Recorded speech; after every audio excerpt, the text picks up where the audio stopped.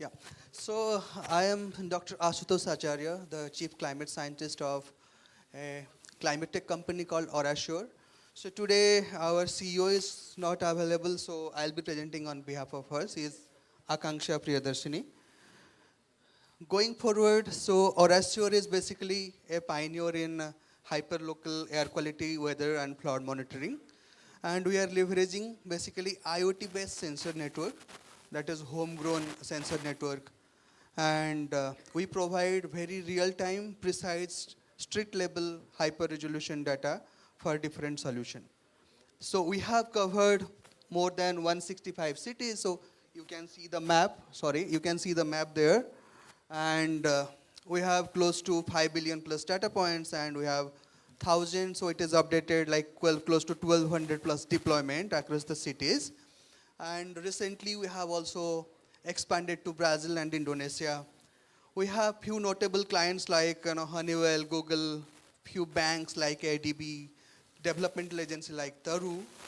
And going forward, so we have also research collaboration with various tech and institutions like CSR, IMMT, IITs, and Columbia University and all. And looking into the challenge, so these are the day-to-day challenge we face. Like who are presently residing in Delhi, every day they see this air quality. Can you please keep quiet for a while? Can I please request? Thank you. So if we see those are staying in the Delhi, every day in the newspaper they see this heat wave, air quality challenges, and sometimes those are Mumbaikars, they know this urban flooding kind of situation. And the major problem is that we don't have data. So looking into all the data platform, if you go to satellite models, go to any agency, they don't have this granular data. So you need to have information at every grid point to have a practical, measurable, and actionable solutions. And these are the challenges. Basically, there are blind spots in satellite, and prediction models are not very accurate. So this is our stack. We call it environmental stack. What we do is that we use AI ML technique, and in the ground level we have the IoT based sensor network like this. So this is our sensor network. This is purely homegrown. So using this we can measure close to 30 parameters. So starting from the AQI parameters like PM 2.5, PM 10, and all gaseous parameter like ammonia, methane, and all, and weather parameters. We have multiple power options. We have indoor solutions as well that we can put in your offices, and you can see what is your air quality. And this is the data platform, how it looks. Let's say you are monitoring it, and you will get data at every minute, and you can see your data. You can set the alert. Let's say if the AQI is going beyond 150, then you can get an alert. So those people are asthmatic and having COPD kind of problem, they can limit themselves to go outdoors. The important contribution what we are doing today is that if you will open your Google map, you can see a AQI map over India, and we are proud to mention that Aurassure is one of the data providers to that. So one of the layers to the AQI map is going from us, and that is helping in us a different way to make the data democratized, so everyone can now access to the data. They can use it for their different policy purpose, and they can raise the voice that okay, the AQI in my place is bad, so what can I do for that? So we are, as I said, we are present over 165 city, but we started from Bhubaneswar, and we are measuring over the Bhubaneswar city for a longer time. So I'll take you to some of the interesting case study what we have found over Bhubaneswar. This is the city plan. What we do, we select a city, we do the calibration of the devices, we do the deployment, we do research, then we give these insights, and we allow the city or help the city to do some of the adoption of this technology.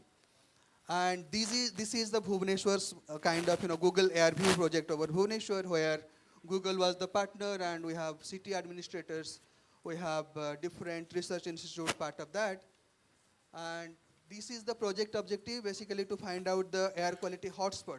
So the problem of any city is that only you will find one or two or three regulatory grade devices, which is crores in price.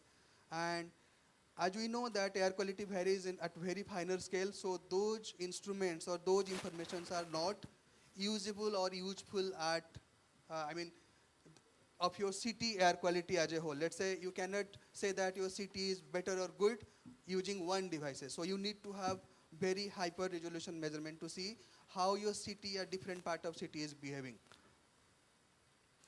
And looking into that, the impact is that we published 2 white paper on that, and we recommended the government that the Lingaraj temple, which is the heritage thing, could be the low emission zone, and the government is working on that. And also we put devices in the public buses to see which part of the city is particularly the major hotspot. And you can see like how the city air quality is changing at different years. Looking into the 2020, 21, 22, 23, and 24, you can see compared to 2021 and 24, how the concentration have changed because of different action plan by the BMC, basically the municipal corporation in the city. And going forward, using the bus network, you can see the regional hotspot in the city, which was not practically possible before using a stationary monitor by the government agencies. So you have to track the pollutions at different length and width of the city to find out which are the most frequent pollution hotspot to take an action plan. Going forward, we have also mapped the health risk. As we know that WHO has said that close to 70 million people are dying due to air pollution. And this is why this is important. We come up with the particulate pollution risk. And you can see that almost all the words of the smart city is under risk of cardiopulmonary and lung cancer related diseases. That is coming from the particulate pollution. So this is the similar risk for the PM10, and this is how we do the calibration validation with the different agencies. And you can see that these low-cost sensors are very, very efficient.